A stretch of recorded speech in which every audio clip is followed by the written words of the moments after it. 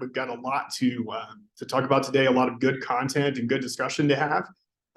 Before we do it, just want to officially welcome you, tell you good afternoon or good morning, depending on where you are, and want to welcome you to our webinar, which is Building an Aesthetics Practice, Legal and Marketing Pitfalls to Avoid. So let's get the elephant in the room out of the way. My name is not Rachel Lemieux. I'm Justin Everett. I'm the Chief Revenue Officer of My Advice. I'm on Rachel's computer today. We're making it happen. So shout out to Rachel for that. I'll be leading the discussion today, moderating, but the real stars of the show here and the two individuals you'll learn a lot from today are Michael Antozzi of My Advice and Sarah Schickman of Lingia Law. The idea today is really to come at this with a totally open mind and a thirst for knowledge to say, when you're starting an aesthetics practice, what should you keep your eye on? And those, even if you're not new, I think there's going to be a lot of content here that really makes sense for you and is really helpful. Just things in terms of best practices with how you go about marketing the business, legal standards and, compliance with those things that you need to be aware of there. So it should be a really, really robust discussion today. These are two thought leaders for sure in their spaces. And with that, I want to give a quick introduction. So let's start with Michael. So Michael Antozzi, he's got 15 years of experience helping practices just like yours grow. And growth can mean a lot of things, where it's saving them time, earning more profit, helping them to be more competitive in their markets. You may have seen Michael before. That wouldn't be a surprise. He's all over the place speaking to practices like yours. He's spoken at the Aesthetics Show, the American Brazilian Aesthetic Meeting, California Cosmetic Surgery, and many, many other medical conferences. Also, want to welcome Sarah to the discussion today. So Sarah is the managing partner at Lingia Law. She's got over 15 years of experience as a healthcare lawyer, an entrepreneur, and an author. Sarah wears a lot of hats, guys. She's also the creator of Med Spa Confidential. It's a bestseller on Amazon that provides guidance on how to start, grow, and sell a medical spa business. Sarah's helped hundreds of healthcare, tech, and beauty businesses navigate what can be a really, complex set and landscape of legal and regulatory concerns. That's, everything from negotiating contracts, protecting intellectual property, and securing funding. Sarah has also led several multi-million-dollar ventures, including an e-commerce company that achieved 13 million plus of revenue in 2 years, a medical aesthetics practice that expanded from 1 to 12 locations and over $13 million of annual revenue. So if that sounds like a mouthful, it's because these people really know what they're talking about. There's a lot of experience in the room. I encourage you to take advantage of it today. Before we get started and have these two share with us, just a housekeeping note. One thing is, if you need to leave, understood. We're planning for this discussion to take around an hour, but we want it to be interactive. We want to hear from you. And if you need to leave, that's fine. We're planning to send a recording of this to you after the fact. No problem. We'll plan to do that. But also, please take advantage of the Q&A and the chat functions that are on your screen. We'll save those questions to the end, but we'll make sure we dedicate time to having just some real-time feedback on things that may be on your mind from our experts in the room here. So I don't know, Sarah and Michael, I don't know a better place to start here than at the start. So let's do that. And I'm going to pose a question to both of you guys, and we'll go from there and see where we take this. But Sarah, I would say one thing that would be really helpful for our group to know is, when you're starting this business, what are some of the first handful of things that you think are really important for people to consider and to know? Yeah, great question. And thank you. I think the first thing to think about is, for most people starting this business, and when I say this business, it's a medical spa, IV hydration business, wellness business, mental health business. You have to realize that you're starting a medical practice. You can call it whatever you like, but at the end of the day, because of the regulations, what you're starting is a medical practice. And because of that, it has to be legally set up as a medical practice. And that means different things in different states. But having the right legal setup from the beginning is so much better and so much cheaper and so much more straightforward than calling us, several months down the line or several years down the line, having to restructure if there's a problem, an investigation, or if you're trying to sell your practice. So that's the first thing legally. That's great, Sarah. Thanks for that. When you and I were speaking yesterday, we were in doing some preparation for today.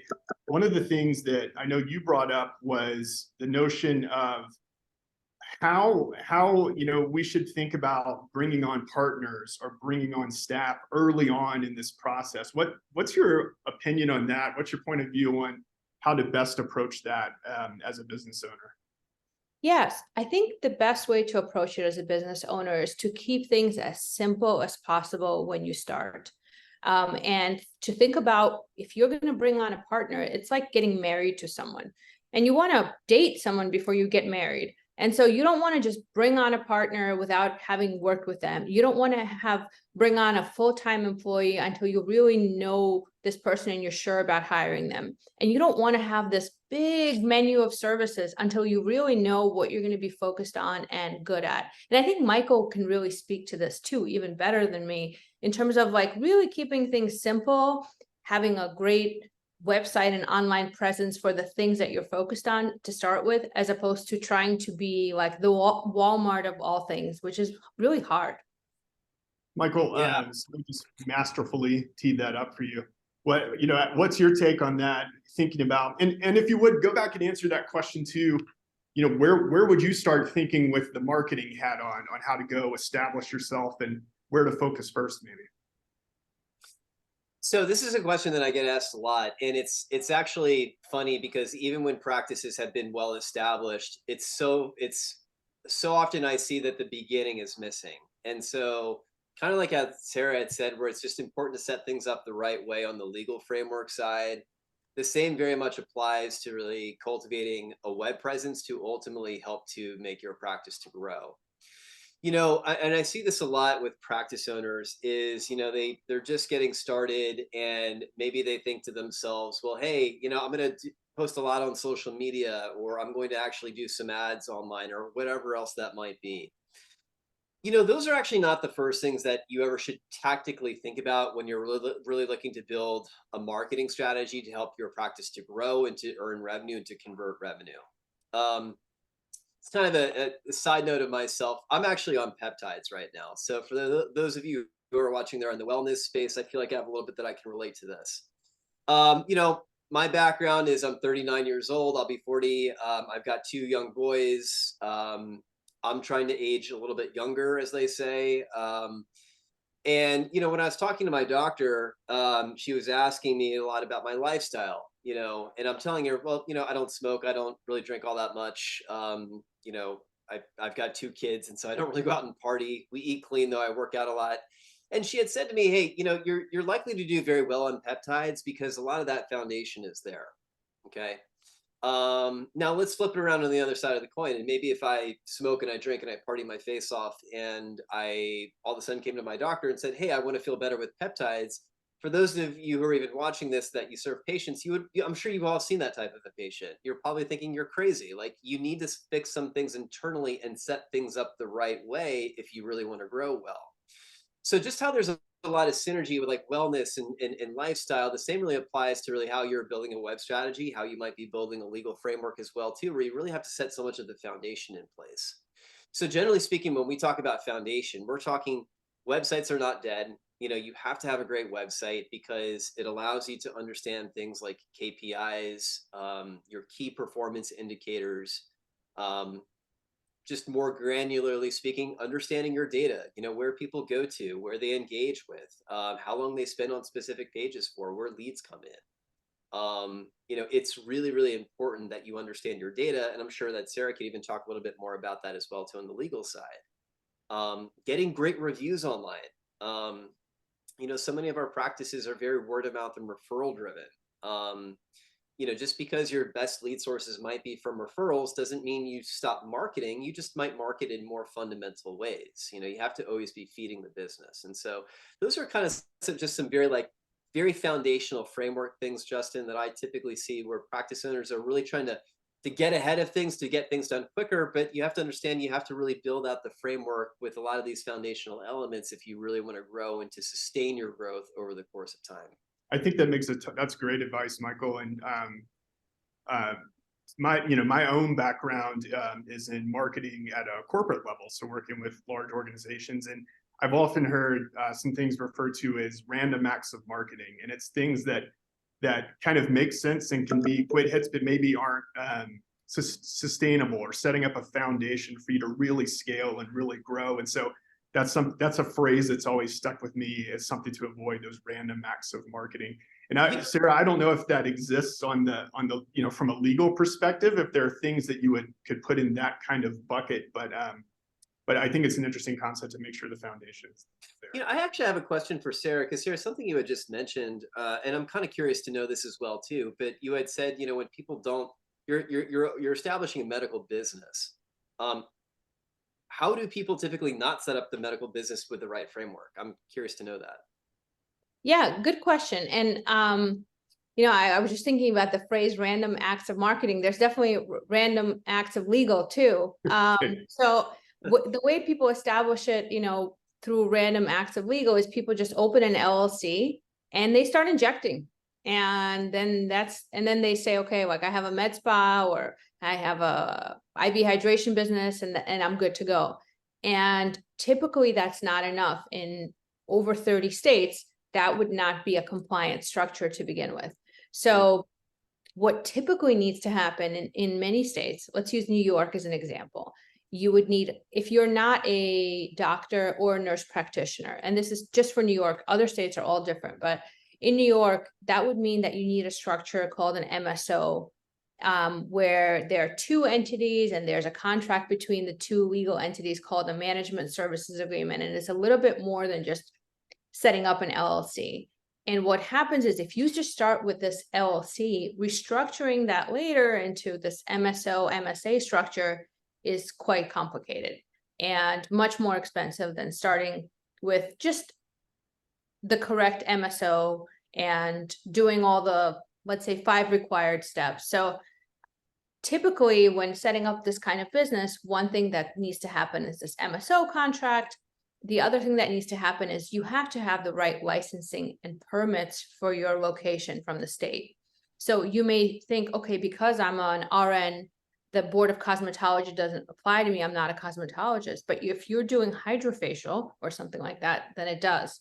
So I think those two things are the main two ways: not having the right licensure, and then also just setting up an LLC and starting, even though, yeah, you can physically start, legally that puts you in a pretty bad place.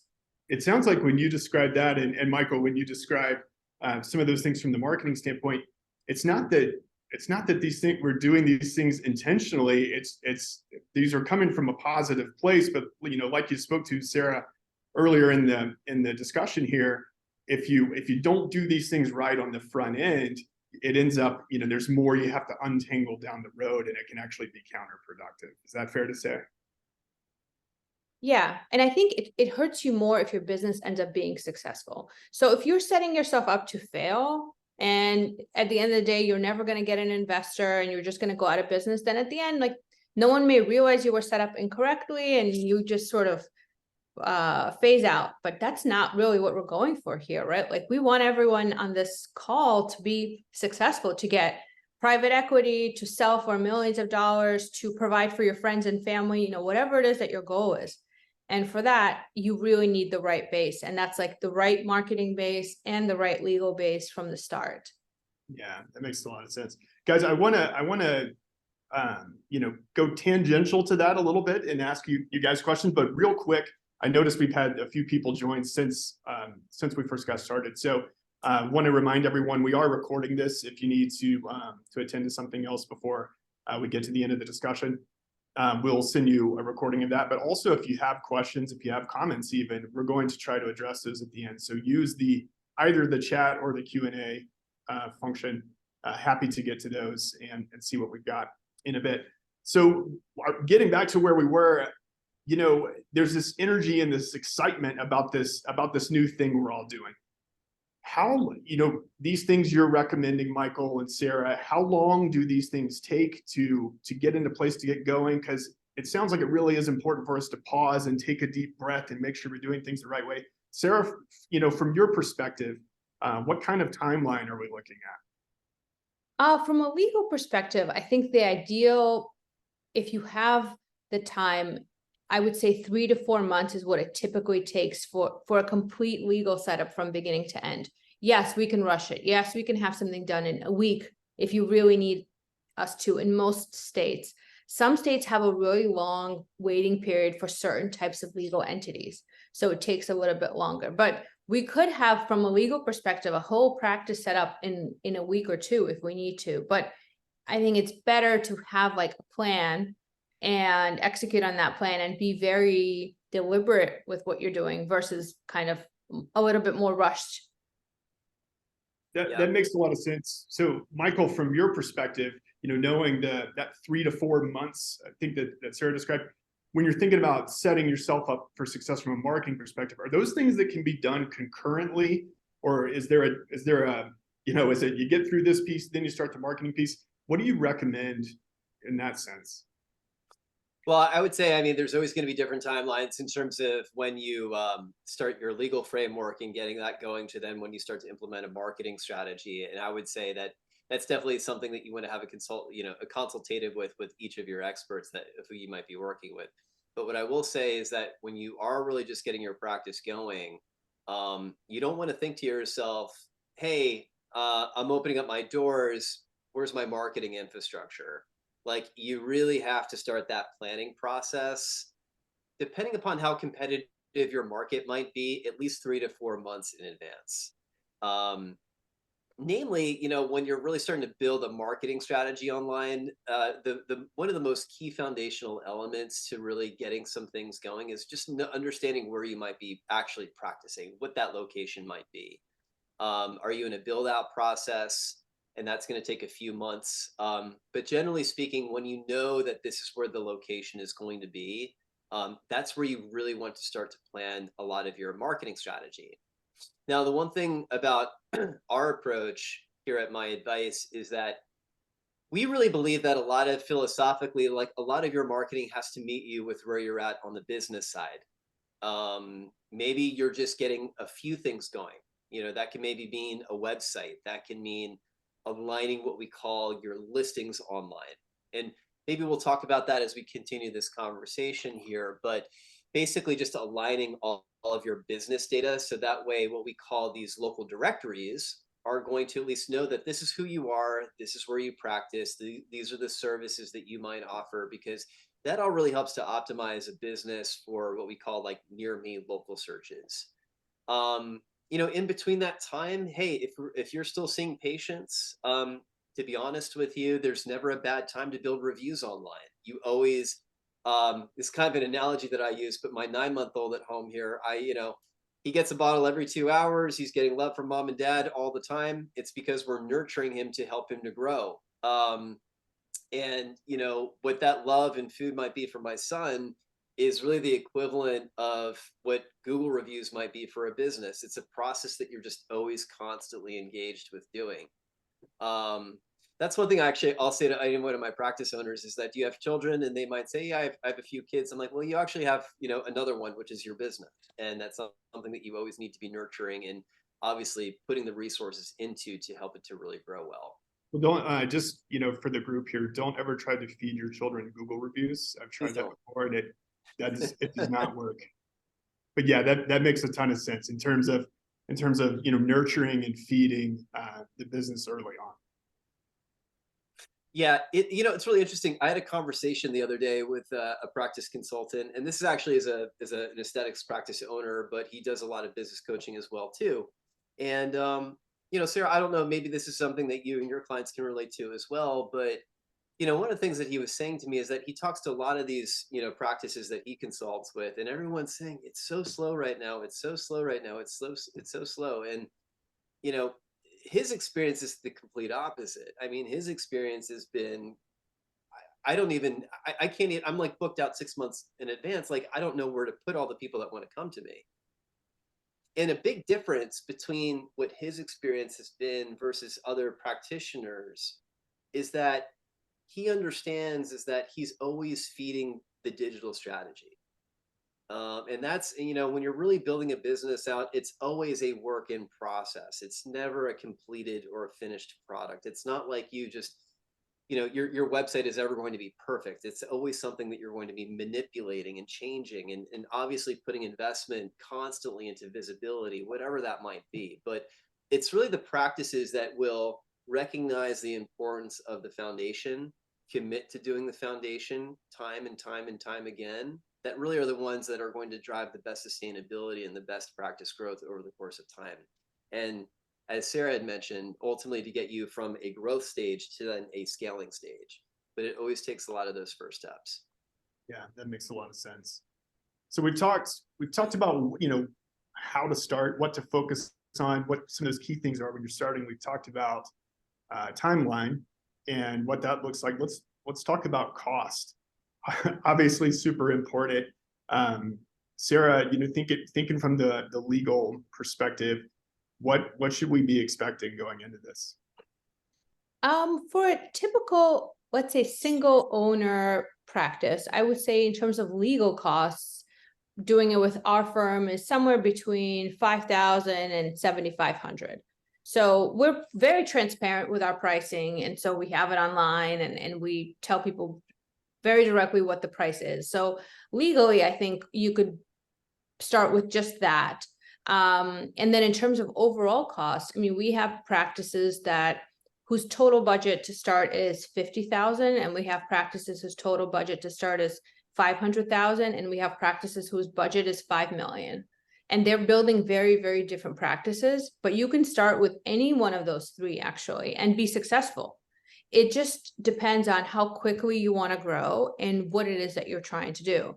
So I really think I know a lot of practices who started with us as a law firm from one room and now have multiple locations, have expanded to multiple states.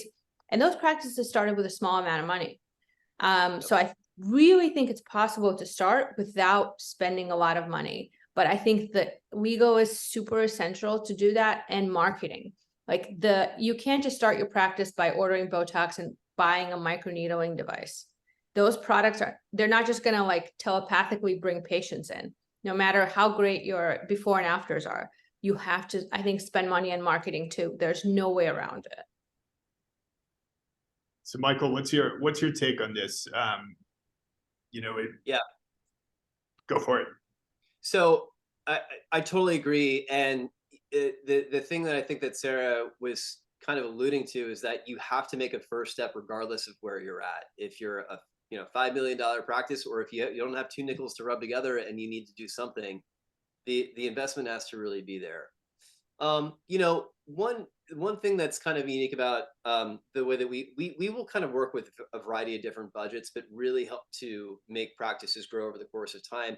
That story that Sarah just mentioned, I have the same story as well too, where I met a doctor, Stanford trained, was barely operating out of a shoebox for the business. And when we had first met, and that client's been with us now for over a decade, and they have their own surgical suite, the top floor of their penthouse building. And I mean, they're thriving, and we've kind of been along with them throughout that entire journey. I think a big thing that a lot of practice owners don't think about though, is how to really budget appropriately. Growth, that word can mean a lot of things for different people. Does that mean I want my growth to be like I'm throwing a lot of gasoline on the fire and I really want to flex my muscle in my local area and be that dominant place that people will go to? That's going to take a lot of investment. Or growth can mean, hey, am I just really making sure I want to take one step in front of the other to make sure I'm always on that forward pathway? Generally, how I like to consult practice owners is to think about your marketing investment as a ratio of your budget. And if you're just getting started, this is typically where practice funding can also become another additive resource, working with organizations that understand how to finance practices and can help to at least give you some of that upfront capital infrastructure that you might need. But generally, when you are trying to market aggressively, usually you want to think about your budget as being about a 10% ratio to your monthly revenue. In practice, though, and again, going back to that digital food that you might be feeding your web strategy, usually it's around 4 to 6%. It's really funny because oftentimes I'll talk to practice owners, and that's one of the first things I want to at least get an understanding of is, what is your average monthly revenue and what are you spending on marketing? And it's really amazing because oftentimes people are just not putting the necessary consistent resources into growth strategies as they should be. So oftentimes, to use that analogy again, it's almost like starving the child, if you will. It's important that that framework, those resources are always being nurtured into it. So again, if you're watching this webinar today and thinking to yourself, like, where is it that I typically should be putting my resources into from a marketing perspective? Think about that ratio, like 4 to 6%. Then the question then becomes, how do you really optimize that budget well? Generally speaking, what I'll see is, especially with new practice owners, is again, they might post a lot on social media and get that going.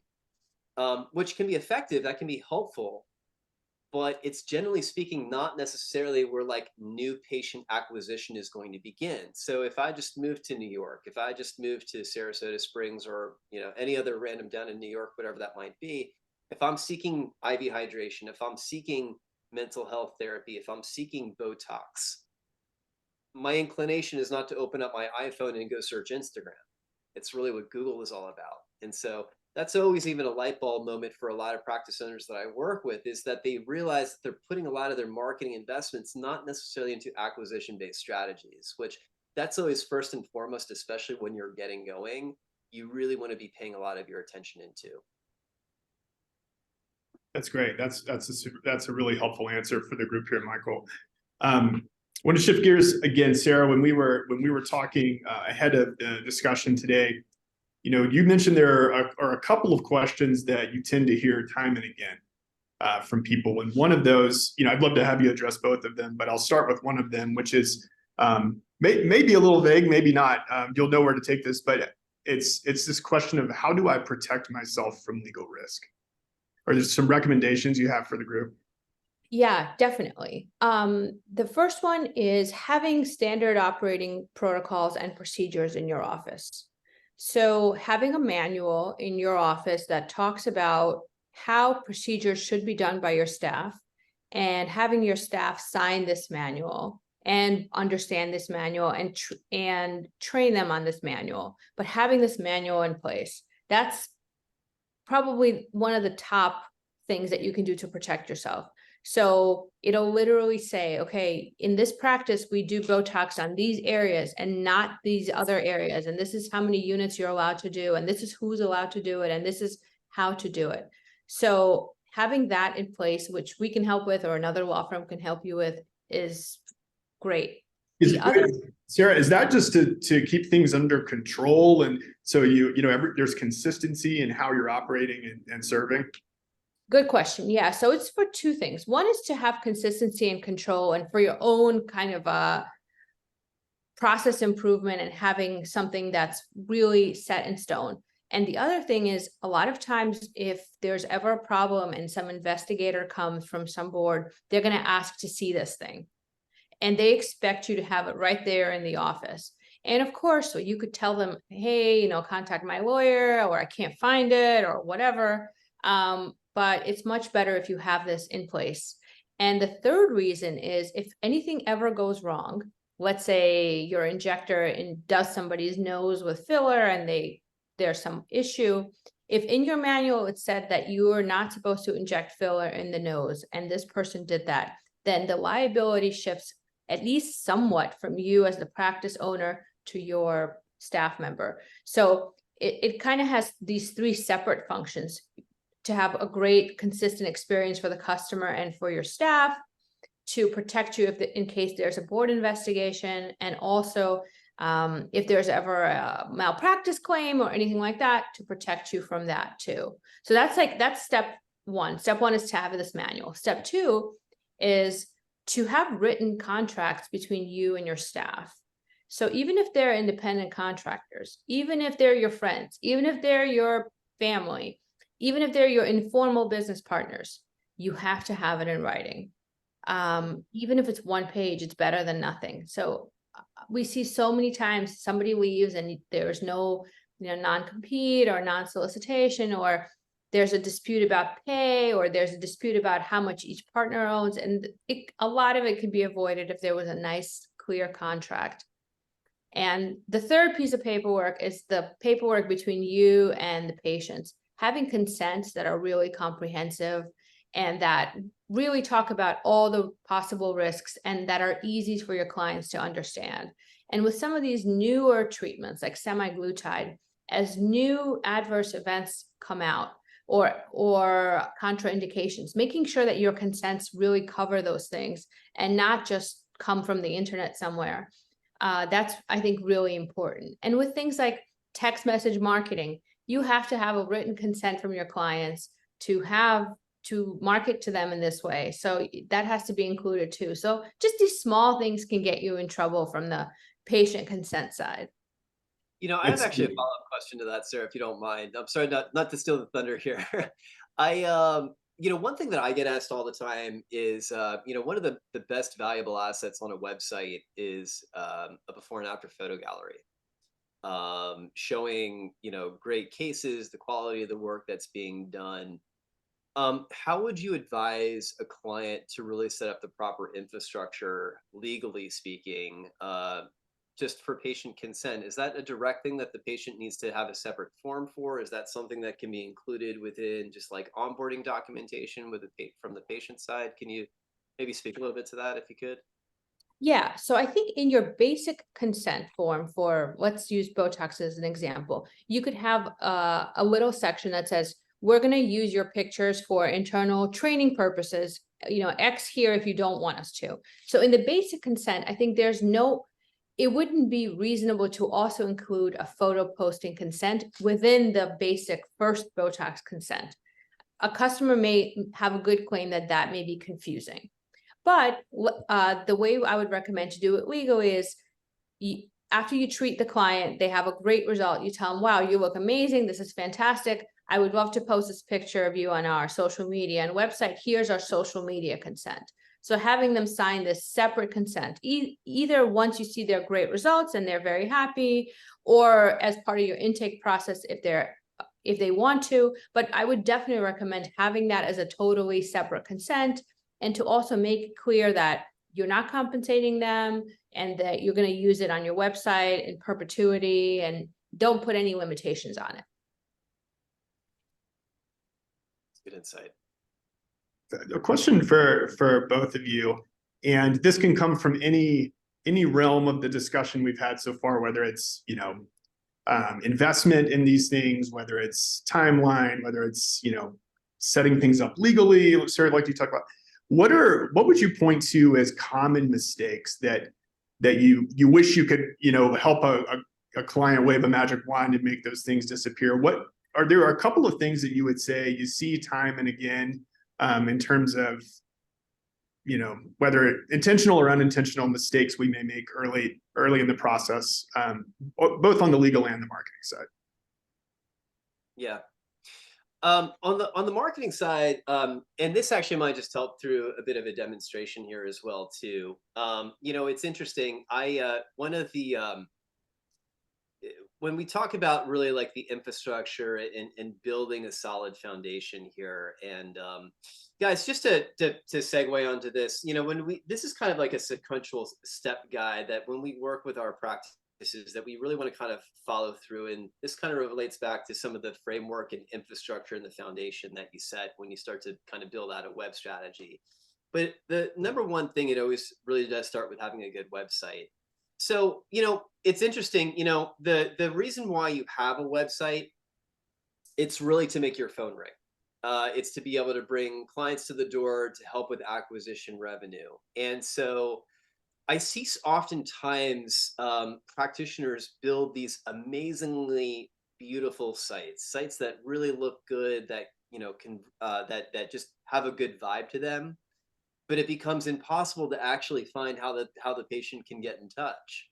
So, just a website like this here, for example, you can clearly tell that this practice has put a lot into, the overall artistry of this website. It's an amazingly beautiful site. They've got great branding.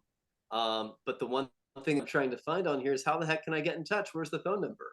And the phone number, which is like the main piece of call to action detail, is nowhere to be found here on the website whatsoever. And it's amazing, from a patient side, when people look at this and they're like, gosh, this is so great. Like, I would love to go here. How can I get in touch? And they can't get in touch with you. Imagine how much of that stock and energy you've created into creating like a very beautiful presentation that's just not really moving the needle forward for you. Imagine just buying a brand new Porsche or a high-end car without filling it up with gasoline. So it's really important that a lot of the conversion elements are really in mind. So when we build our sites, we really build websites really with that mindset as well too. Hey, like it really doesn't matter where you go. It's always going to be very, very easy for a patient to just simply have that phone number right there and they can get in touch with you. That might sound just such like an obvious thing, but you'd be surprised as to how often we see practices not really grow leads and revenue because of just having a poorly converting site, despite how beautiful it might be. The same might apply to like when we scale a website down onto a smartphone. And by the way, for those of you who are claustrophobic, I do apologize. This is my wife and I cave diving. But the same kind of principle applies here as well. Like, generally speaking, what we find in today's age, more patients are going to visit your website more from a mobile device than a desktop. So, you really have to build, first and foremost for the mobile experience. And so, again, kind of the same comparison here is if I was on this website, I would probably want to give this practice a call, but I just can't because I can't find the information. How do I get in touch? So even simple things, like, hey, mobile click to call, where we can just simply click on the phone icon and connect it directly to the business's main line, is really going to serve you well in terms of just maturing more lead flow. One thing as well too, and this is a very common error that we find, and let me just also say this as well too, if anyone's watching this webinar, if you are in practice, if you have a website that might be built off of Wix or Squarespace, you want to get off of those platforms as soon as possible. Namely because the infrastructure of those platforms really don't support some of the needs that a healthcare business has to have with its website online, specifically ADA compliancy. In the medical spa space, AmSpa has put out literature about this. In the plastic surgery space, ASPS has put out literature about this. But basically having means where we can go to a website and just how you might have a ramp that leads up into your office's location. Your website also needs to cater to people that might have a disability. So being able to, look at this website, and if it was too bright for my eyes, being able to darken the contrast, or I can say increase the text size. What Sarah was talking about earlier with just really setting up a lot of the legal framework, right? Anybody can establish an LLC and start injecting, but that doesn't necessarily mean that's what you should do.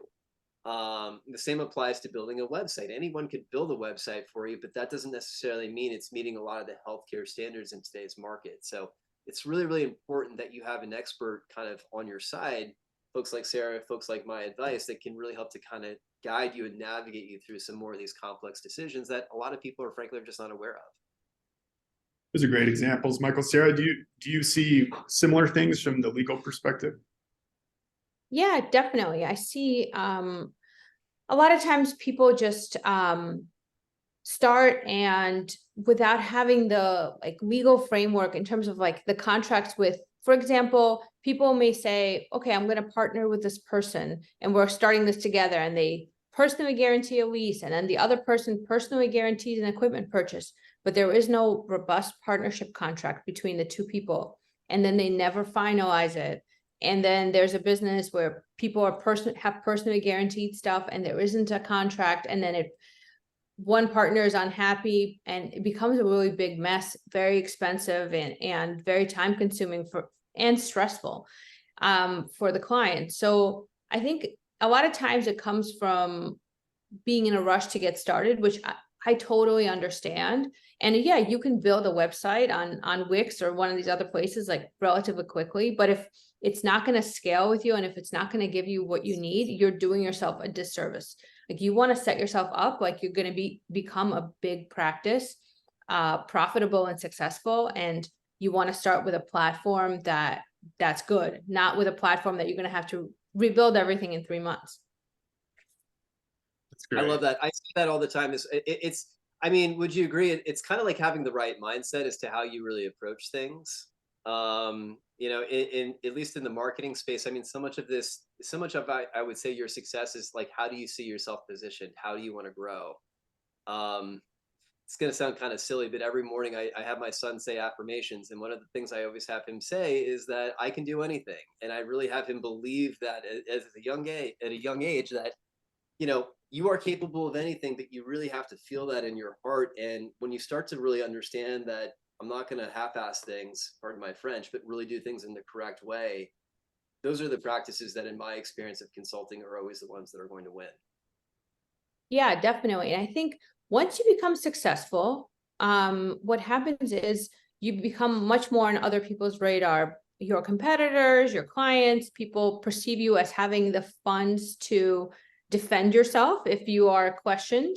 And so what happens is you inevitably someone files some sort of complaint or some little thing happens. And if that little thing exposes all the possible little non-compliant things, it becomes a not fun experience, and you have to really rework things. So you want to set yourself up so that you can sleep at night and not think, oh wow, if I get successful, I'm gonna have to change everything. You want to say, like, I'm building this thing to be successful, and I'm making it really good from the start, even if, let's say, it costs, I don't know, 10% more, which is really what the price difference between having a no lawyer or a lawyer by your side, or having a crappy Wix website, or having Michael's firm build you one. That's great advice, guys. We're getting to time is flying by here, which is, I guess, is a good thing. We've got a lot of Q&A in, and I want to start getting into that. Here's my caveat. Anytime we do Q&A, one is, you know, these tend to be very specific questions, specific for your situation, and sometimes it's hard to answer that in a group setting as thoroughly as you like.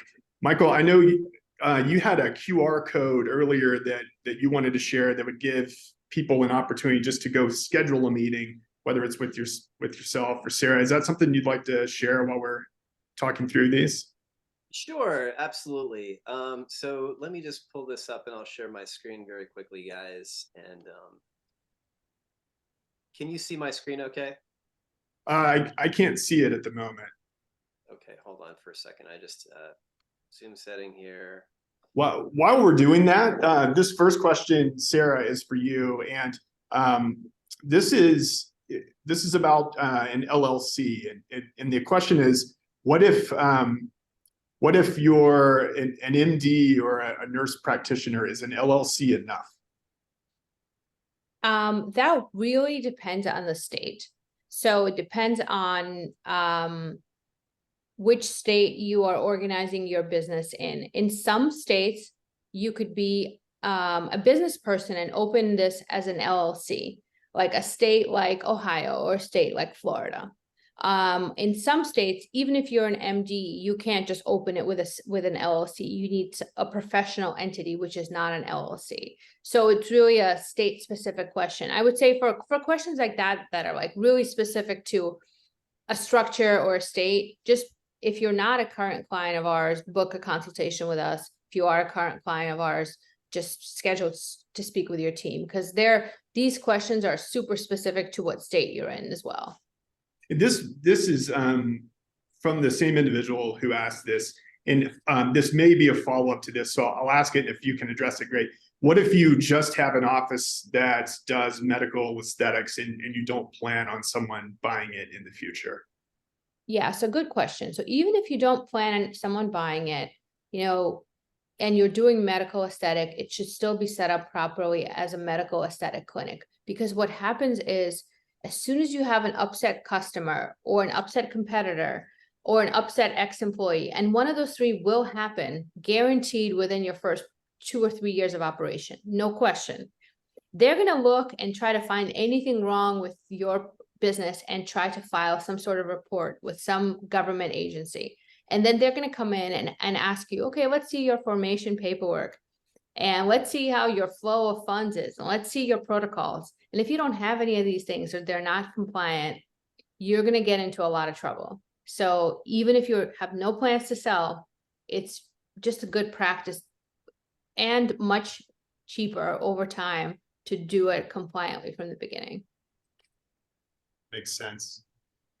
Michael, any luck with your screen? I'm just going to continue asking questions. For sure. And so while Justin, why don't you continue to do this here? So guys, this is some action detail here, you know, with Sarah's group as well as here with my advice as well.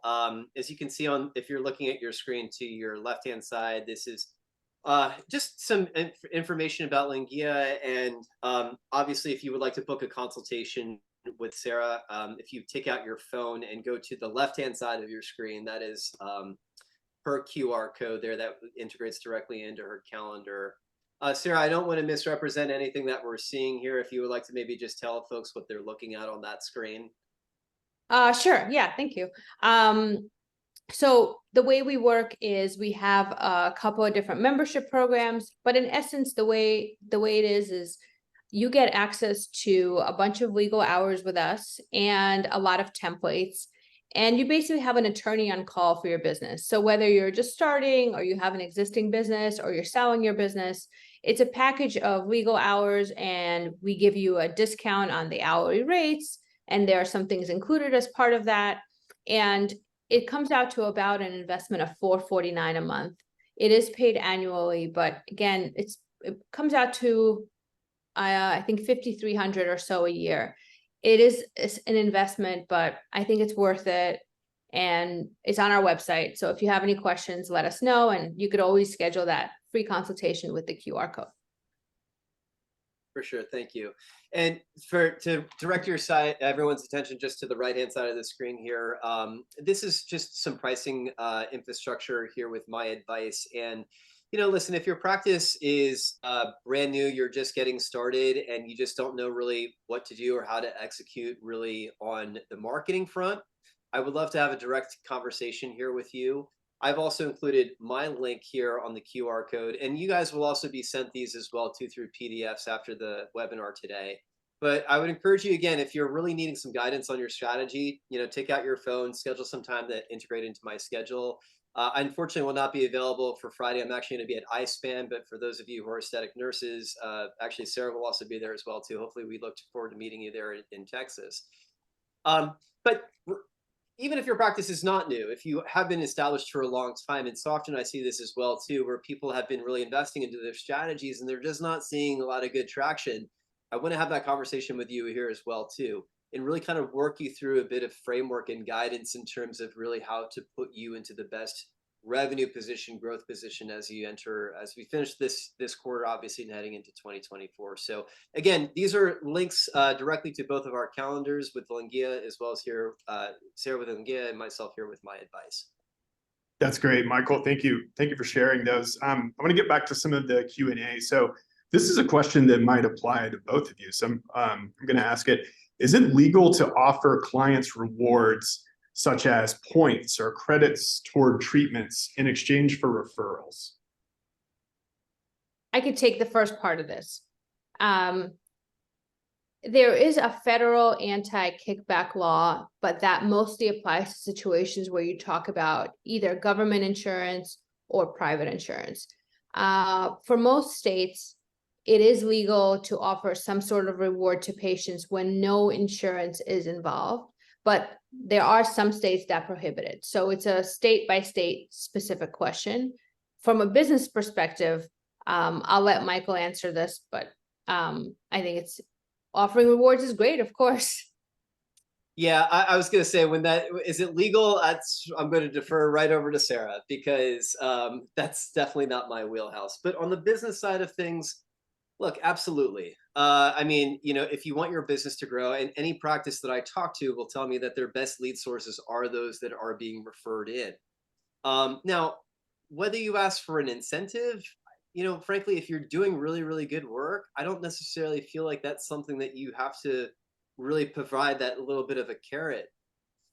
It's amazing that how many folks that I talk to are just not willing to be very vulnerable. Um, you know, Trying to get a referral in, you might say something to the effect of, listen, my practice is just getting started. My practice is, I've been around for a few years, but my vision of this practice is to really center this around my community, my people. Listen, if there are any folks that are out there that are like you, that do need this help, that need these treatment modalities, I would love to, have that conversation. Please feel free to, and you might have some referral cards that might be there at your front desk. You might just ask them, like, is that something that you would be willing to do? So that way I can do my work of helping more folks that might be in your position. Just even something that simply could really do a heck of a wonder in terms of, getting your name and your word out there. Um, Personal story about myself: about 15 years ago, I had a hair restoration done, and my doctor had basically said one of the reasons why I went to him was because he was the guy that said to me, don't call me Dr. Carmen, you call me Tim, because if I'm going to be your surgeon, we're in this together, and there's none of this. He called it Dr. Bullshit.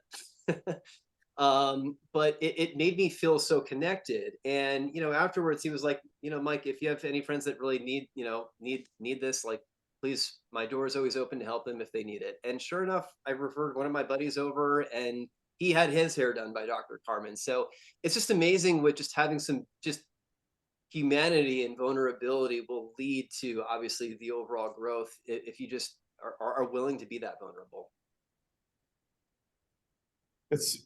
That's great advice. Michael, another question for you. If we're developing our website, would you suggest having it go live during the construction? And I think by construction here, here's the example shared. For example,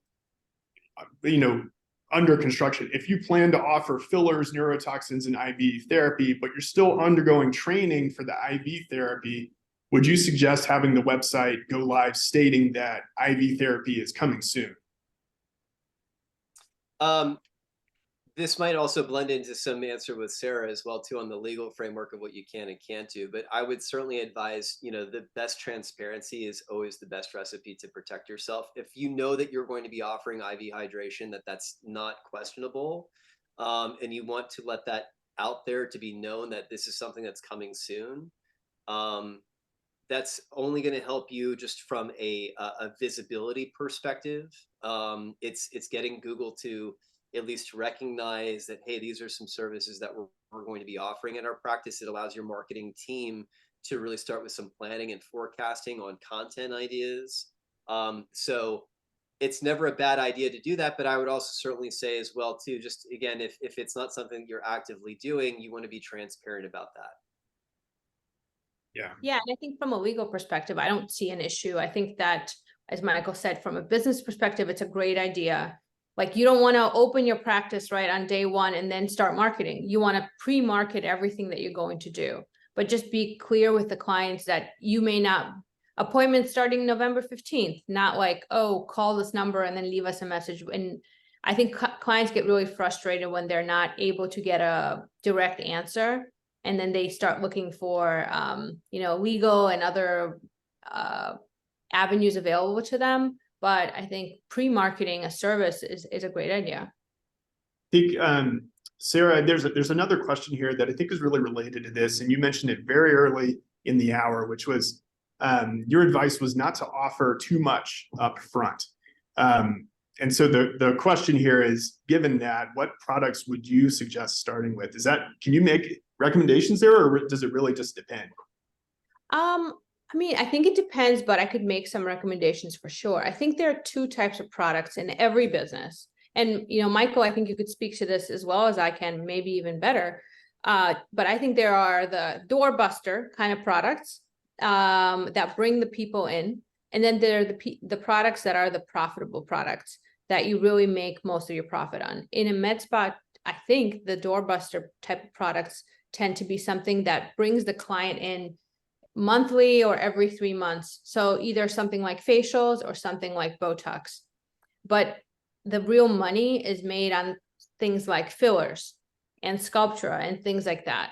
So if I was starting a med spa business today, I would probably recommend keeping the initial menu to like 5 products and really becoming really, really good at them. And also making sure that you're operating it legally for those 5 products so that you're not right away going outside of your scope of practice, and that you're really saying, okay, like I have an RN here, so we're going to do X, Y, and Z, and we're not going to do some of these other things. So, Michael, given Sarah's thoughts there, I'm going to see if I can weave one of the questions into this contextually. So let's see what happens. So, Michael, if you, my advice, develop the website for business and say it's something where there are changes and additions and new products being added and so forth, do you, my advice, maintain control of the website, or can the business owner, the attendee here, make changes and additions as they go? Number one, you always want to have a very malleable relationship and a flexible relationship with your marketing strategy. That applies to things that you might be doing to scale up, to become bigger, to add more investment into your strategies. The same also applies to really how you manage the website as well too. You always should have access to your site to whomever I'd ask that question, because really Google rewards a lot of consistency with getting more traffic to a website, and that means being able to make changes to it. Do we have a few cases for before and after gallery that we need to upload? Do we need to add a new service into our website? The speed of your business also is a predicate of how quickly you can just get information on your site, and so you always should have access to it. Now, when we work with practice owners, while we still give them access to edit things like pages, blogs, photo galleries, and things like that, we also kind of understand that most of our clients are not techies. Majority of clients, we even say, like, they didn't even do this to become a business owner, let alone operate a website. So we understand that, and that's why even when we work with our practices, we will always, help them with content maturation, making quick changes if they would like to. Generally speaking, like, we have changes done to our sites in less than a business day. It's one common thing that I hear a lot from other frustrated practice owners is they might say, I've emailed my guy 6 times and I still don't have that change done on my website. That really should never be the relationship that you find yourself in with your web strategizing. So it always should be a two-way street of you having the ability to make changes, as well as obviously rely on a team to do some of the heavy lifting as well. Thanks, Michael. We've got time for one more question here. This one is for Sarah. The question is, can we assume that if a law office set up our business, that it was done legally within the state that the med spa is located? I think so. But I think it would just depend on who the law office was and what exactly they did for you. I can't really speak for any other law office. So I would say ask them, right? Send them, whoever set up your practice, send them an email and say, you set this up for us. Can we assume this is set up compliantly? I would think that as part of setting it up for you, that's what it would be. Great. Thank you, Sarah. So I think, hopefully you guys still have more questions. We covered a lot of ground in an hour. I hope you liked this format. I think this was fun to have it be less of a presentation, more of just an expert panel. Both between Sarah and Michael, you've got 2 really great resources here. What I would encourage you to do is, click, scan the QR codes you see one on the bottom left, one on the bottom right of the screen. Set up time to talk. That's, I know both of these individuals would love to do that, be happy to do that. I also, in the chat of the Zoom meeting, the chat function, I put both Sarah and Michael's email addresses. So feel free to contact them directly, set that up.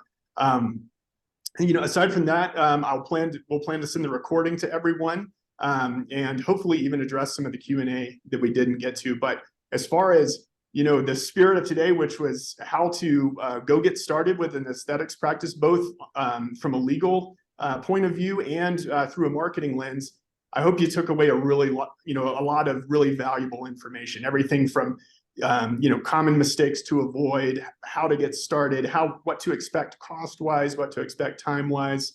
There's a lot of information here. So when you get this recording, either reach out to Sarah and Michael or just go back and review some of the information.